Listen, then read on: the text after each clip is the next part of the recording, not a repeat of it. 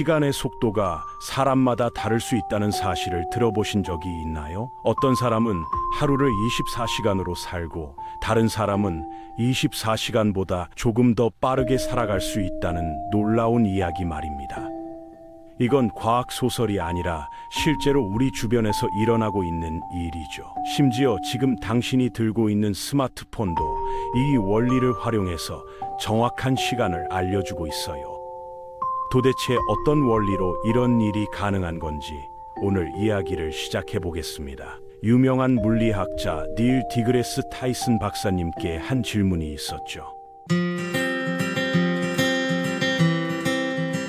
화성에서도 시간 팽창이 일어나는지, 그리고 그곳에 사는 사람들의 나이에 영향을 줄 수 있는지에 대한 궁금증이었습니다. 이 질문에 대한 답은 생각보다 훨씬 흥미로운 과학의 세계로 우리를 안내해 줍니다. 시간 팽창이라는 개념부터 살펴보겠습니다. 이건 아인슈타인의 상대성 이론에서 나온 놀라운 발견이에요. 우리가 당연하게 생각했던 시간의 흐름이 사실은 절대적이지 않다는 것을 증명한 거죠. 시간이 모든 곳에서 똑같은 속도로 흘러간다고 생각하기 쉽지만 실제로는 상황에 따라 달라질 수 있다는 겁니다. 마치 강물의 속도가 구간마다 다르듯이 말이에요. 이 놀라운 발견은 19세기 말과 20세기 초 물리학계에 혁명을 일으켰습니다. 뉴턴의 절대시간 개념이 무너지고 시공간이 하나의 연속체라는 새로운 패러다임이 등장한 거예요. 당시 많은 과학자들이 이 이론을 받아들이기 어려워했습니다. 상식적으로 이해하기 힘든 내용이었거든요. 하지만 수많은 실험과 관측을 통해 이 이론이 옳다는 것이 입증되었습니다. 다른 사람들에 비해 시간을 더 느리게 경험할 수 있는 방법이 두 가지 있습니다. 물론 요구르트를 먹는 건 아니에요. 요구르트 광고에서 말하는 장수 효과는 시간 팽창과는 완전히 다른 얘기거든요. 요구르트는 당신의 시간을 늦춰주지 않고 단지 건강하게 오래 살 수 있도록 도와줄 뿐이죠. 정말로 시간의 속도를 바꿀 수 있는 방법은 따로 있습니다. 첫 번째 방법은 엄청나게 빠른 속도로 움직이는 것입니다. 공간을 매우 빠르게 이동하면 다른 사람들이 볼 때 당신의 시간이 더 느리게 흘러가게 돼요. 예를 들어 당신이 빛의 속도에 가까운 우주선을 타고 여행을 한다면 지구에 있는 사람들에게는 1년이 지났지만 당신에게는 며칠밖에 지나지 않을 수도 있죠. 이건 단순한 이론이 아니라 실제로 입자 가속기에서 확인되고 있는 현상입니다. 뮤온이라는 입자가 빠른 속도로 움직일 때 수명이 늘어나는 것을 관찰할 수 있어요. 이런 현상을 특수 상대성 이론의 시간 팽창이라고 부릅니다. 속도가 빨라질수록 시간의 흐름이 더 느려지는 거예요. 하지만 빛의 속도에 도달하는 것은 불가능합니다. 왜냐하면 물체의 속도가 빛의 속도에 가까워질수록 질량이 무한대로 커지기 때문이에요. 그래서 빛의 속도로 움직이려면 무한대의 에너지가 필요하게 되죠. 두 번째 방법은 중력이 강한 곳에 있는 것이에요. 중력이 강해질수록 시간이 더 느리게 흘러갑니다. 이 현상은 영화 인터스텔라에서도 인상적으로 그려졌죠. 주인공들이 거대한 블랙홀 근처의 행성에서 몇 시간을 보내는 동안 우주선에 남아있던 동료에게는 수십 년이 지나가는 장면 말이에요. 그런 극단적인 상황이 아니더라도 우리 주변에서도 이런 현상을 관찰할 수 있습니다. 이것을 일반 상대성 이론의 중력적 시간 팽창이라고 합니다. 중력장이 강할수록 시공간이 더 많이 휘어지고 그 결과 시간의 흐름이 느려지는 거예요. 아인슈타인은 중력을 힘이 아니라 시공간의 곡률로 설명했습니다. 무거운 물체가 시공간을 휘게 만들고 이 휘어진 시공간을 따라 다른 물체들이 움직인다는 거죠. 지구와 화성의 관계에서도 이런 일이 일어나고 있어요. 지구의 중력이 화성보다 강하기 때문에 지구 표면에서는 시간이 조금 더 느리게 흐릅니다. 반대로 화성에서는 지구보다 시간이 약간 빠르게 흘러가죠. 물론 그 차이는 극미하지만 실제로 존재하는 현상입니다. 만약 쌍둥이 중 한 명은 지구에, 다른 한 명은 화성에 살게 된다면 수십 년 후에 만났을 때 미세하게나마 나이 차이가 날 수 있다는 뜻이죠. 지구의 질량은 약 5.9710kg이고 화성의 질량은 약 6.39 보팁 10전도 킬로그램입니다. 지구가 화성보다 약 3배 더 무겁죠. 이 질량 차이가 바로 시간 흐름의 차이를 만들어내는 원인입니다. 더 정확히 말하면 중력장의 세기는 질량뿐만 아니라 행성의 반지름에도 의존합니다. 지구의 중력은 화성보다 약 2.6배 정도 강해요. 이 때문에 지구에서의 시간이 화성에서보다 미세하게 느리게 흘러가는 겁니다. 더 놀라운 것은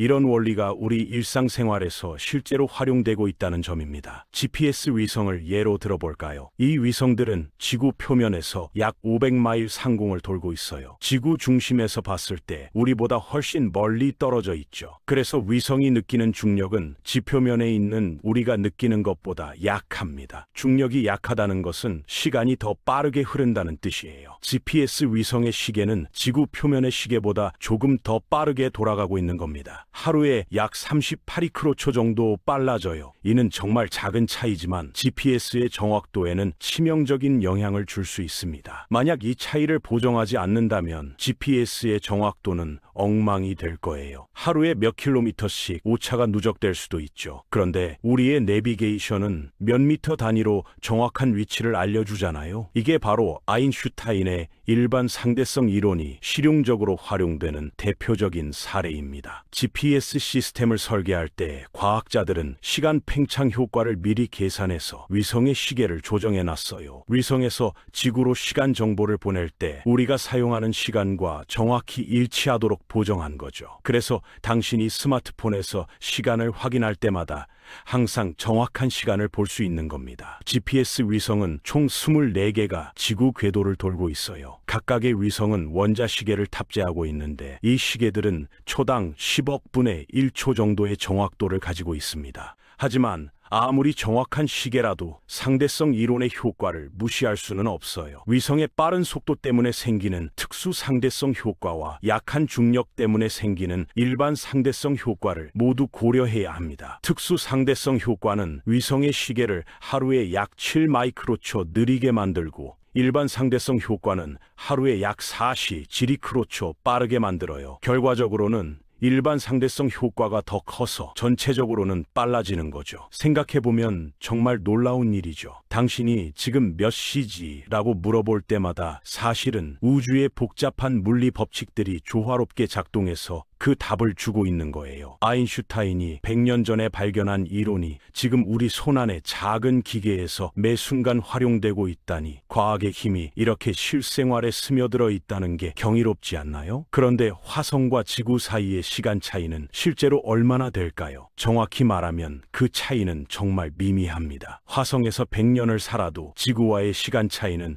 몇 초 정도에 불과해요. 일상생활에서 전혀 느낄 수 없을 정도의 차이죠. 만약 화성 이주를 계획하고 있다면 시간 팽창 때문에 고민할 필요는 없다는 뜻입니다. 훨씬 더 중요한 건 방사선 차폐나 산소 공급 같은 문제들이겠죠. 구체적인 계산을 해보면 화성에서의 시간이 지구보다 10^29 정도의 비율로 빨라집니다. 이는 12분의 1 수준의 차이예요. 화성에 100년 동안 살아도 지구와의 시간 차이는 0.1초도 안 됩니다. 하지만 만약 화성이 블랙홀이었다면 완전히 다른 이야기가 됐을 거예요. 블랙홀의 강력한 중력장에서는 시간 팽창 효과가 극대화됩니다. 블랙홀 근처에서 1년을 보내면 멀리 떨어진 곳에서는 100년이 지날 수도 있어요. 블랙홀의 사건 지평선 근처에서는 시간 팽창이 극한에 도달합니다. 바깥에서 관찰하는 사람에게는 사건 지평선으로 떨어져 들어가는 물체의 시간이 완전히 멈춘 것처럼 보여요. 물론 블랙홀에서는 또 다른 문제가 있습니다. 어떻게 그곳에서 빠져나올 것인가 하는 문제 말이에요. 블랙홀의 사건 지평선을 넘어서면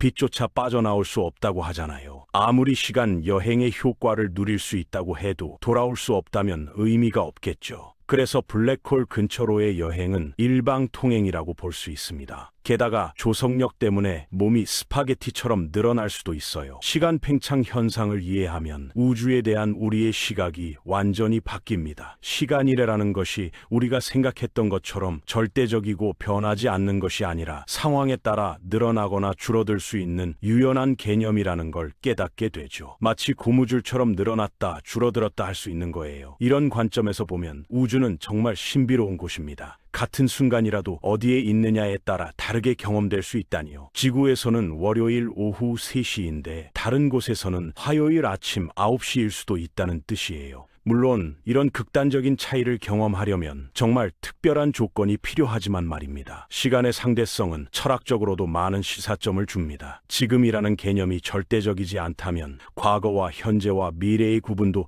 상대적일 수 있어요. 어떤 의미에서는 모든 시간이 동등하게 존재한다고 볼 수도 있죠. 또한 이런 현상들은 시간 여행의 가능성에 대해서도 생각해보게 만듭니다. SF 영화에서 보던 미래로의 시간 여행이 이론적으로는 가능하다는 거죠. 충분히 빠른 속도로 움직이거나 강한 중력장에 있다가 돌아오면 미래로 갈 수 있어요. 물론 과거로 돌아가는 건 또 다른 문제이지만요. 과거로의 시간 여행은 인과관계의 역설을 일으킬 수 있어서 물리학자들 사이에서도 많은 논란이 있습니다. 현재의 기술로는 이런 극단적인 시간 팽창을 경험하기 어렵습니다. 빛의 속도에 가깝게 움직일 수 있는 우주선도 없고 블랙홀 근처까지 안전하게 갔다가 돌아올 수 있는 방법도 없어요. 하지만 과학 기술이 발전하면서 언젠가는 이런 일들이 가능해질지도 모르죠. 핵융합 추진이나 반물질 엔진 같은 기술이 개발된다면 지금보다 훨씬 빠른 우주선을 만들 수 있을 거예요. 그때까지는 우리 주변의 작은 시간 팽창 현상들을 관찰하며 우주의 신비를 느껴보는 것도 좋을 것 같아요. GPS 위성의 시계가 우리보다 빠르게 돌아가고 있다는 사실만으로도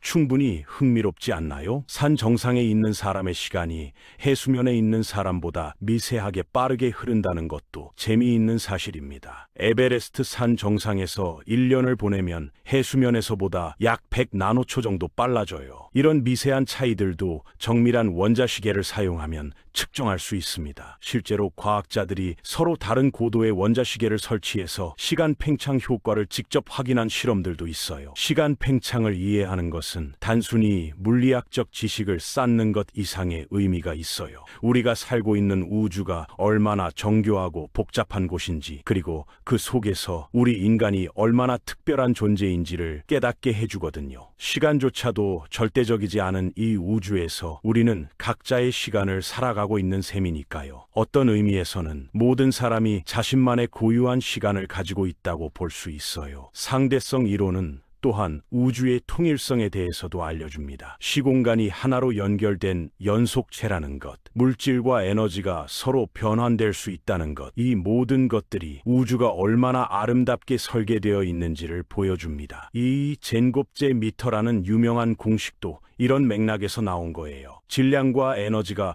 본질적으로 같은 것의 다른 형태라는 뜻입니다. 이 공식은 원자력 발전이나 핵무기의 원리를 설명해 주기도 하죠. 결국 화성에서의 시간 팽창은 걱정할 만한 수준은 아니지만 그 원리를 이해하는 것은 우주에 대한 우리의 이해를 넓혀주는 소중한 지식입니다. 아인슈타인이 발견한 이 놀라운 법칙들이 오늘도 우리의 일상을 편리하게 만들어주고 있다는 사실을 생각하면 과학이 얼마나 실용적이고 아름다운 학문인지 새삼 느끼게 됩니다. 미래의 인류가 화성을 식민지화하게 된다면 이런 미세한 시간 차이도 고려해야 할 요소 중 하나가 될 거예요. 지구와 화성 사이에 정확한 시간 동기화나 통신 시스템 설계에서 중요한 역할을 할 수 있거든요. 지금까지 시간 팽창의 신비로운 세계를 함께 탐험해 보았습니다. 우리 우주가 얼마나 놀라운 곳인지, 그리고 과학이 어떻게 그 비밀들을 하나씩 밝혀내고 있는지 느꼈기를 바랍니다.